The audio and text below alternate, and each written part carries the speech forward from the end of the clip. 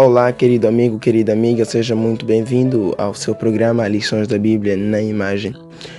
Neste trimestre de janeiro a fevereiro, nós estamos aprendendo a respeito do amor e a justiça de Deus. E para esta semana, que vai de 8 a 14 de março, nós estamos falando sobre o que mais eu poderia ter feito. Exatamente, esse é o título da lição. O que mais eu poderia ter feito, lição número 11. E o verso para memorizar se encontra em João, capítulo 18, versículo 37, que diz o seguinte: Pilatos perguntou: então você é rei? Jesus respondeu: o Senhor está dizendo que sou rei. Eu para isso nasci e para isso vim ao mundo, a fim de dar testemunho da verdade. Todo aquele que é da verdade ouve a minha voz. Bom, na estampa desta lição nós temos uma gravura que mede 9,5 cm de comprimento e mede 3,5 cm de largura. O que nós podemos ver nesta gravura é o seguinte: vemos aí um homem sentado de cabisbaixos sobre um pequeno monte, só que este pequeno monte é um coração enterrado, um coração subterrâneo. E ele está de cabisbaixo por quê? Porque em sua frente ele vê a sua casa em chamas, porque uma nuvem negra, como se houvesse um relâmpago, derramou aí fogo e destruiu a sua pacata casa. E ele, no meio do nada, senta de cabisbaixos, se lamentando. E aí surge a pergunta da lição: o que mais eu poderia ter feito? Então nós vamos tentar aqui juntos compreender, o que esta lição, o que esta gravura tem para nos transmitir como lição. Logo de primeira, nós podemos notar que o título da lição já responde praticamente uma pergunta, mas também que dá resposta. A gravura já traz uma resposta. O que mais eu poderia ter feito? Isto soa como alguém que lutou, soa como alguém que fez de tudo por tudo para que as coisas deem certo, soa como alguém que deu a força, deu tempo, deu dedicação, alguém que se esforçou tanto, mas para no final acabar no meio do nada. Muitas vezes nós clamamos, nós exclamamos, nós lamentamos.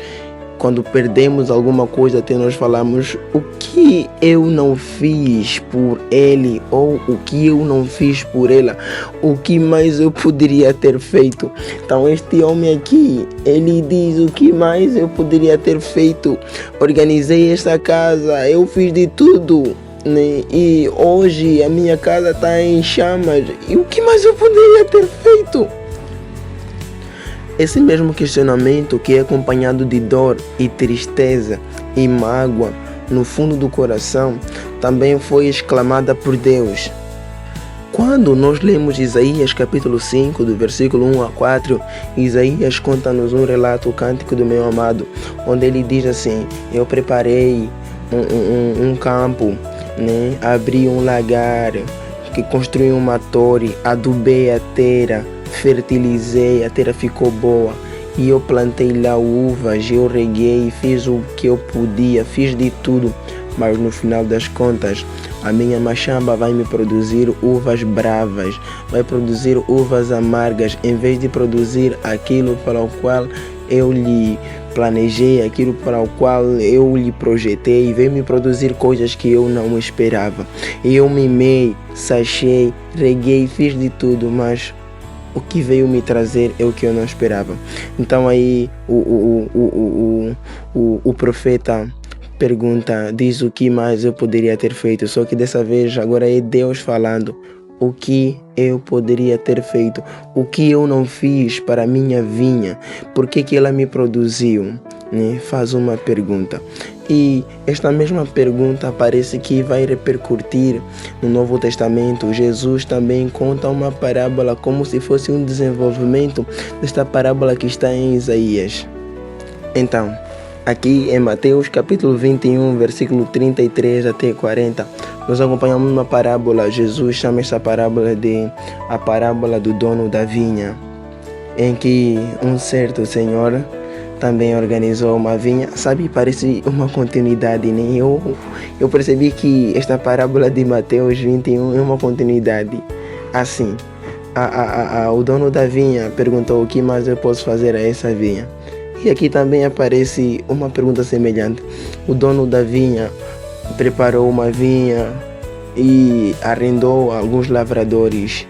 Só que quando ele manda os seus trabalhadores para irem recolher os frutos, aqueles lavradores que estavam ali não deram os frutos, né? Pelo contrário, mataram aqueles servos do dono da vinha, né?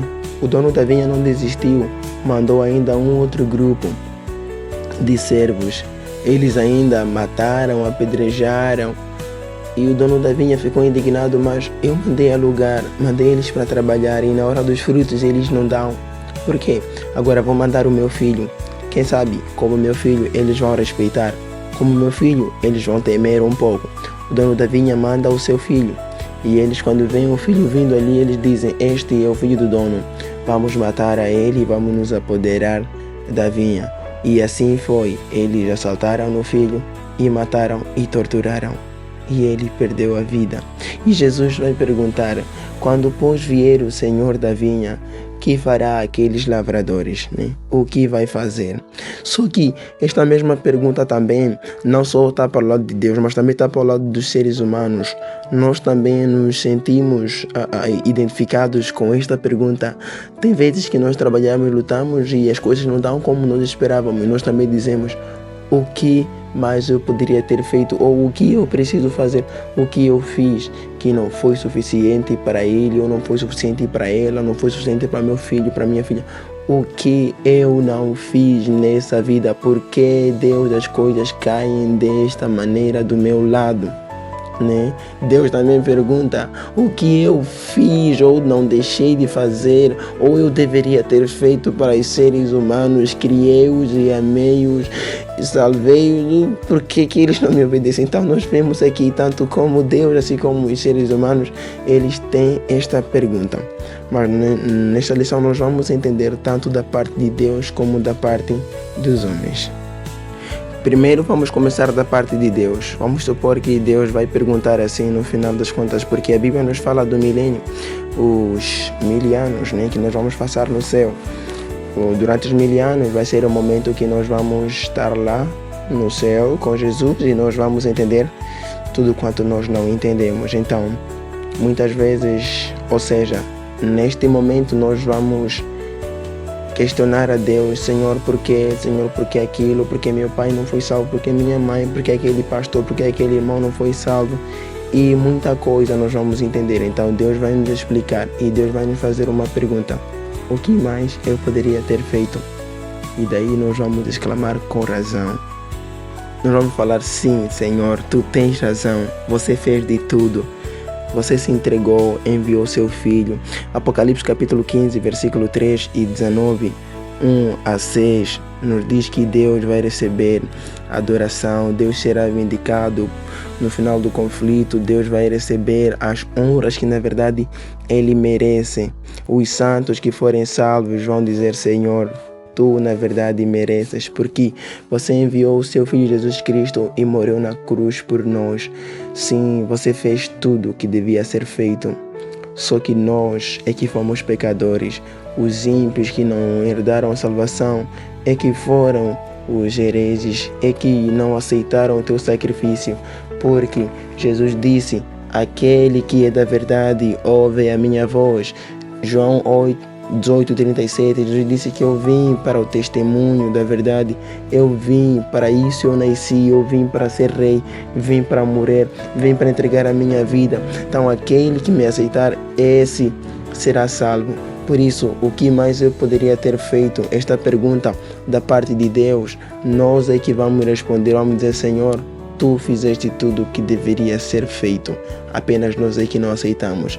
Isso nós vamos entender, porque Deus vai nos explicar e nós vamos compreender e nós daremos razão a Deus. Só que hoje podemos não entender, mas se nós tivermos fé e aguardarmos com paciência, tendo Jesus no coração, então nós vamos dizer sim, Senhor, tem razão. Agora, da parte dos seres humanos, o que mais eu poderia ter feito? Tem vezes que nós não entendemos algumas coisas. Eu vou contar aqui uma breve história que a lição nos traz bem na introdução.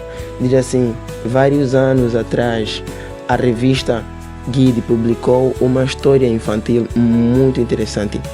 Dennis, um menino órfão, era filho adotivo de uma família da Idade Média.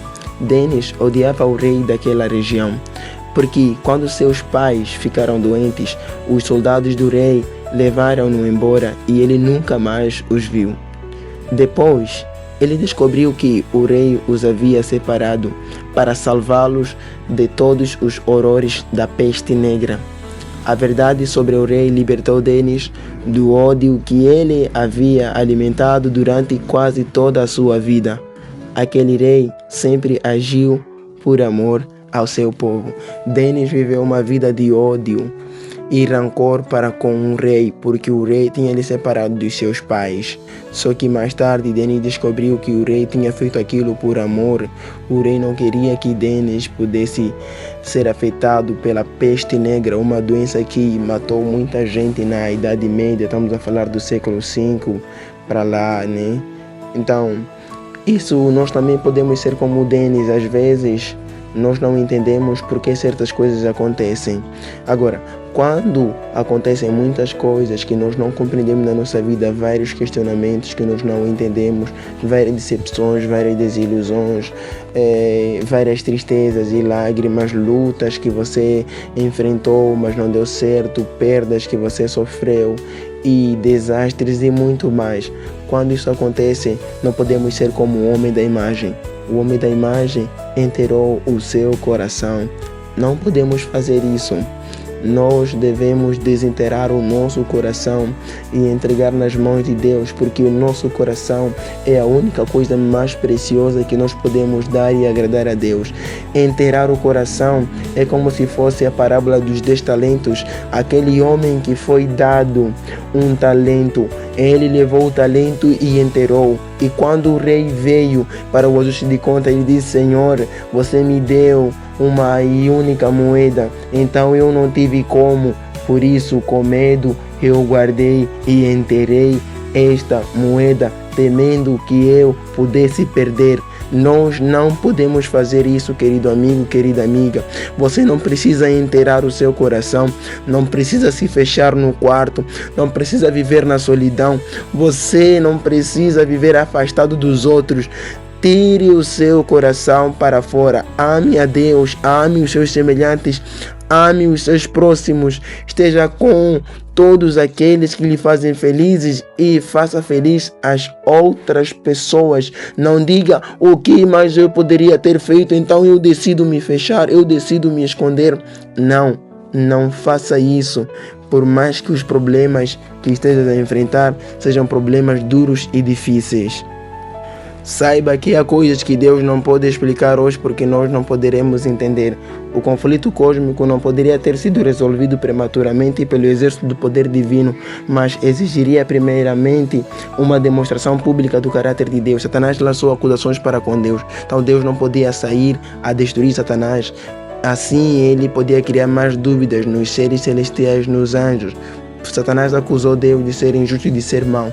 E se Deus atacasse Satanás matando ele, praticamente Satanás podia ganhar razão e Deus seria adorado por medo. Nesse grande conflito entre o bem e o mal, existem algumas regras de engajamento, existem algumas limitações que Deus não pode ultrapassar. Apesar de Deus ser capaz de fazer isso, mas Ele não pode fazer isso, senão nós não seremos capazes de o compreender.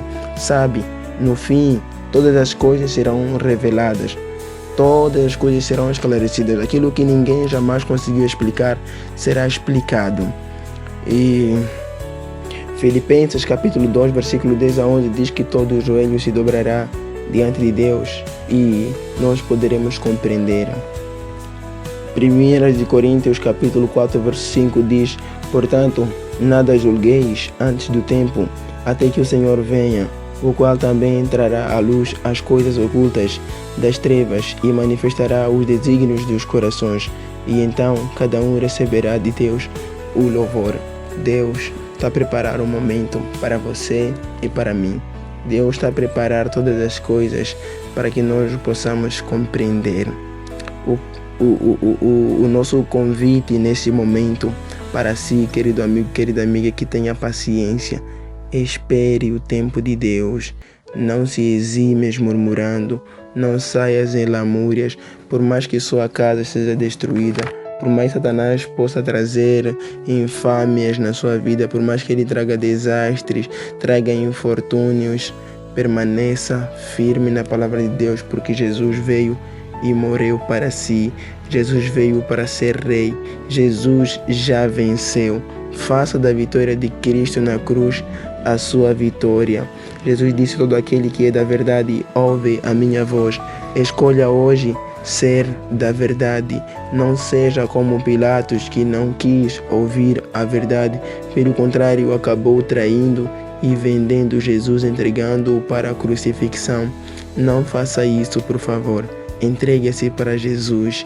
Peça que Ele aumente a sua fé. Que Deus possa te abençoar. A voz é humana, mas as palavras são de Deus. E lembre-se sempre, Jesus disse: eis que estou à porta e bato. Se alguém ouvir a minha voz, não endureça o seu coração. Abra a porta do seu coração para Jesus. Bom, amanhã tem mais, então, se Deus assim nos permitir. Tenha um ótimo dia na companhia de Jesus.